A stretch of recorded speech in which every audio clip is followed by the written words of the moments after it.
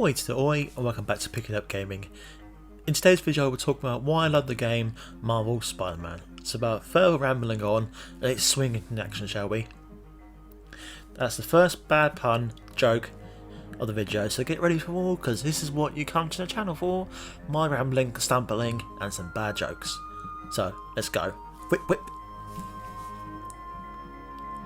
So as normal, this is where I'll give you some basic information about the game. So Spider-Man was released in 2018 as a PS4 exclusive, as it was published by Sony. And in 2020 it also made available for the PS5, if you can get one. Oh dear. Now also it was developed by Insomniac Games, who are mostly known for the Ratchet & Clank series. I prefer Jak and Daxter, but you'll find out why in a different video. But still, Ratchet & Clank is a fantastic game. So you know this is going to be a good game because it's done by some good developers who have good history. Most of you know this tick by now, you play as Peter Parker, aka Spider-Man, swinging through Marvel's version of New York City, Manhattan, solving crimes, beating out bad guys and do whatever Spider can. Spider-Man, Spider-Man, any hoozle.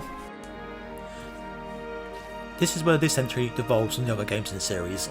There are many games in the series, but in this one you take control of Peter Parker after he's been Spider-Man for a few years now, where he has got his powers, already been bit by a spider, done that, been there, done that. He's learnt how to be Spider-Man as much as he can, trying to balance the life between being Spider-Man and being Peter Parker. Has already come against some of his most deadliest foes, which include Rhino, Vulture and Shocker, to name a few. Been through college and has already experienced some losses. Obviously you know the main one, Uncle Ben, rest in peace.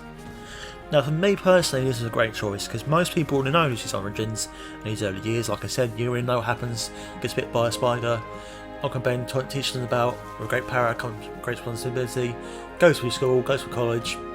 Most of you know his story, so to start off a few years after he's been Spider-Man is a great choice and a great idea really, because like I said, you know the story, you've seen it in films, other games. It's nice to have a new fresh story, to be honest with you.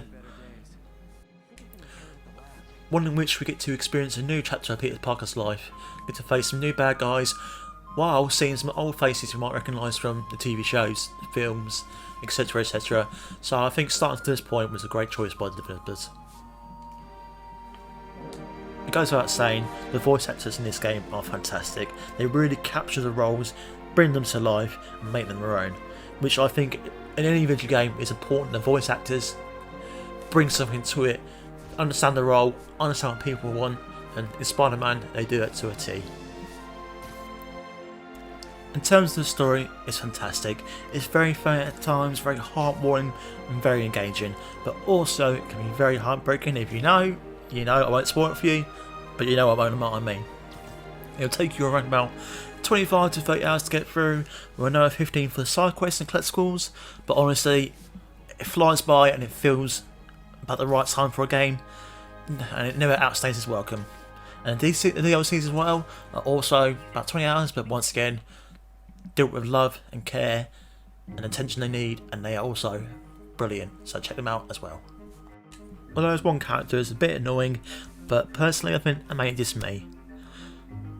As a massive Spider-Man fan, I was happy to see this character's done justice, to be fair. Now that was a word I struggled to say, so yeah.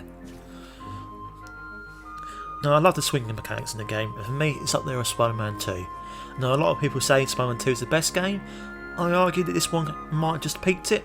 So yeah, in terms of the climbing, swinging, jumping, never gets dull or boring. The combat is fluid and enjoyable. You're mixing gadgets and stealth, similar to the Batman games, but better. Yeah, I said it. I'll fight anyone about it. Spider-Man is better than Batman. Alright? Now normally I hate collectibles in games, but this is fun. Every backpack you find, every picture you take gives you information about Peter's life as Spider-Man and as Peter Parker. So as a new fan, you'll find out tons of fun facts, and as an old fan, it'll bring a smile to you as you recognise things you've seen before in comics, TV shows and films. Taking photos will bring you to places like the Avengers Tower or Alias Investigations, for example. Doing challenges and bases will earn you tokens which you can use to buy new suits, which there are tons of new suits, so much choices all add different abilities and different effects. Personally, I love the old Remy Spider-Man suit, that's the films I grew up with, so that'd be my choice, but honestly you are spoiled for choices in this game. With all that said, why I love this game? Well, as you can tell, I'm a massive Spider-Man fan, have been for a long time, many years, and there's been a lot of games, like I said. Some of them have been good, but a lot of them have been mediocre at best. With this entry, everything seems to fit near enough perfectly. The stealth missions, as you know, MJ and Miles weren't great, but they had some fun moments. But other than that, it all gels together. The world, the characters, story, and the flow of combat all feel like they're given time and effort. Like everyone who worked on this game deeply cared about it, wanted to succeed and loved Spider-Man, and honestly, it shows. It's one of those games where I can come back to once or twice a year and still have the same amount of fun as I did the first time.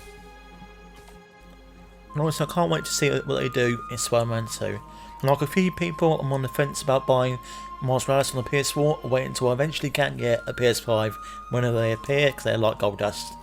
But when that happens, well, we'll see. But I'm sure that'll be great as well. So if you haven't played this game yet, I would strongly recommend either picking this game up because it's quite cheap and it includes all the DLC, or coming back to it if you've already played it once more because it's a fantastic game. Anyway, thanks for watching, stay safe, stay strong, pay attention to those spy senses, and I'll see you next time. Go get them, Tiger.